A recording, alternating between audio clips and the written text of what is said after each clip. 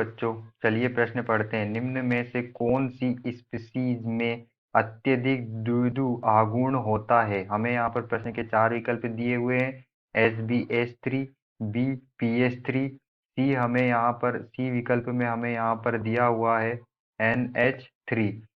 सी विकल्प में हमें क्या दिया हुआ है? NH3। और डी दिया हुआ है ASH3। ये हमारे जो है हाइड्राइड दिए हैं हमें यहाँ पर।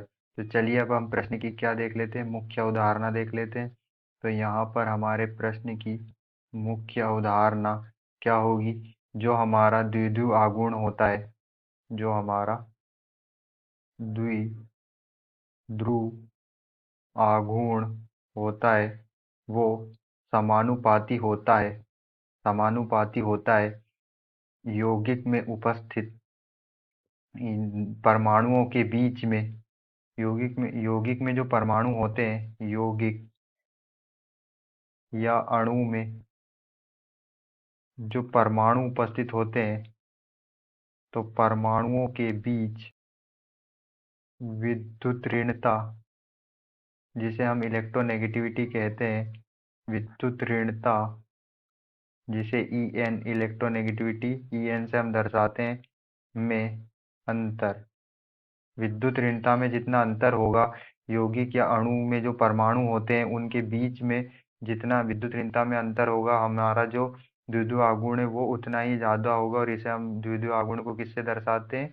म्यू से दर्शाते हैं। तो हमें यहाँ पर जो समूह 15 के तत्व है, वो समूह 15 के तत्व जो एलिमेंट होते हैं, वो H3 प्रकार के क्या बनाते हैं? हाइड्राइड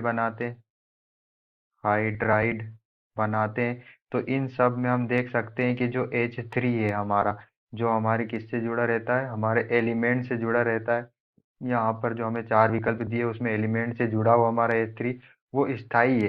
तो हमें यहाँ पर जो नाइट्रोजन हमारे समूह में ऊपर से नीचे जाते हैं, तो नाइट्रोजन, फिर फास्फोरस, फिर आर्सेनिक, फिर उसके बाद एंटीमनी आता है। तो हम देख सकते हैं कि यहाँ पर जब हम समूह में ऊपर से नीचे की ओर जाते हैं, तो हमारी जो इलेक्ट्रोनेगेटिविटी है वो क्या होती जाती है? कम होती जाती है।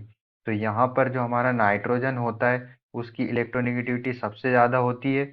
और जो हमारा NH3 अणु होता है, जो हमारा NH3 NH3 यौगिक होता है, उनके NH3 यौगिक में इलेक्ट्रोनेगेटिविटी का जो अंतर होता है वो बाकी यौगिकों से क्या होता है? ज़्यादा होता है। और NH3 में जो NH आबंध होता है, NH आबंध की अधिकतम ध्रुवता के कारण, क्योंकि इनमें इलेक्ट्रोनेगेटिविटी का अंतर ज़्यादा है, इसलिए इनकी क्या होगी? अधिकतम ध्रुवीयता होगी। इनमें क्या होगी? अधिकतम ध्रुवणता होगी इनमें।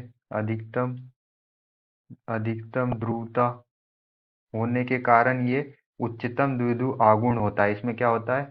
अधिक NH बॉन्ड जो होता है नाइट्रोजन और हाइड्रोजन के बीच में जो बंध होता है, वो क्या होता है? अधिकतम ध्रुवता होती है उनके बीच में, इसलिए ये उच्चतम, इनके बीच में क्या होता है? ये क्या होता है? ये यौगिक उच्चतम द्विध्रुव द्विध्रुव आघूर्ण, इसमें क्या होता है? उच्चतम द्विध्रुव आघूर्ण होता है। और जो NH3 है, इसमें नाइट्रोजन और हाइड्रोजन के बीच में जो इलेक्ट्रोनेगेटिविटी, विद्युत ऋणता का जो अंतर होता है वो बाकी यौगिकों से ज़्यादा होता है। क्योंकि हम समूह में ऊपर से नीचे जाते हैं तो इलेक्ट्रोनेगेटिविटी क्या होती है?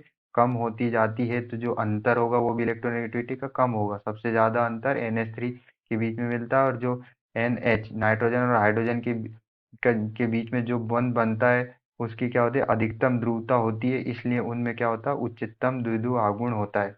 तो चलिए हम अपने विकल्प को चेक कर लेते हैं। विकल्प सी में हमें दिया हुआ है NH3, यही हमारा आंसर होगा। आशा करते हैं आपको समझ में आया होगा। धन्यवाद।